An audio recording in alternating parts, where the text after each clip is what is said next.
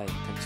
সাকিব আল হাসানের of স্টেম্পের ball defence করতে গেলেন জেমস টিউ। তার ব্যাটের কানা ছুঁয়ে কিপারের প্যাডে রেখে যাওয়া বল স্লিপে মুঠোয় জমালেন ডম সিবলি। সাকিব স্পর্শ করলেন আরেকটি মাইল ফলক, প্রথম শ্রেণীর ক্রিকেটে 350 উইকেট। এই 350 উইকেট ছাপিয়ে অবশ্য বেশি আলোচনা হচ্ছে ম্যাচে সাকিবের 9 উইকেটের প্রাপ্তি, যার রীতিমতো ভীতি ছড়াচ্ছে ভারতীয় শিবিরে। বিরুদ্ধ কন্ডিশনে মাঠে নেমে 9 উইকেট, 2 ইনিংস মিলিয়ে সারেতে নিজের শুরুটা সাকিব করেছেন নবাবী কায়দায়। আর সাকিবের এমন পারফরমেন্স ভারতের মনে ভয় ধরিয়ে দিতে বাধ্য, এমনটাই দাবি ভারতীয় গণমাধ্যমে।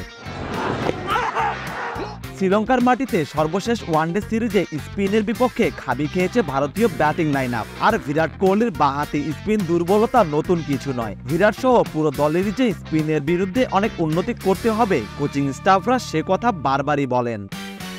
খোদ রোহিত শর্মাও বিষয়টা নিয়ে নাকি বেশ সিরিয়াস। লাল বলের ক্রিকেটে অনেকদিনই মাঠের বাইরে ভারত, আর টি-20 বিশ্বকাপ জয়ের পর থেকে আন্তর্জাতিক ক্রিকেটেরই বাইরে আছেন ভারতের শীর্ষস্থানীয় ক্রিকেটাররা।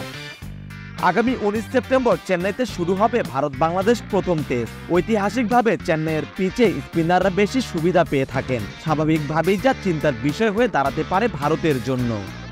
আর এই দুশ্চিন্তা বাড়িয়ে দিচ্ছে বাংলাদেশ দল ও সাকিবের সাম্প্রতিক পারফরমেন্স। সাকিবের কাউন্টি পারফরমেন্স বাংলাদেশের আশার পালে হাওয়া জোগাচ্ছে। প্রথম ইনিংসে সমারসেটকে 317 রানে অল আউট করে সাকিবের দল ছাড়ে। বাঁহাতি স্পিনার সাকিব একাই 4 উইকেট নিয়েছিলেন, জবাবে ছাড়ে 321 রান করেছিল। দ্বিতীয় ইনিংসে সমারসেট অল আউট হয়েছে 224 রানে। এর মধ্যে সাকিবের ঝুলিতে গেছে আরো 5 উইকেট। ম্যাচে ইতিমধ্যে 9 উইকেট পেয়েছেন সাকিব। দ্বিতীয় ইনিংসে ফাইফার যোগ হয়েছে সাকিবের নামের পাশে, সেটাই বরং ভয় জাগাচ্ছে ভারতীয় শিবিরে। আসছে চেন্নাই টেস্টে বাংলাদেশের তুরুপে তাস যে হবেন এই সাকিবই, তা অন্তত বলা যায়। ভারতের বিপক্ষে সাকিব 8 ম্যাচ খেলে 12 ইনিংসে বল করেছেন, প্রায় 38 এভারেজ আর 3.52 ইকোনমি রেটে উইকেট পেয়েছেন 21টি।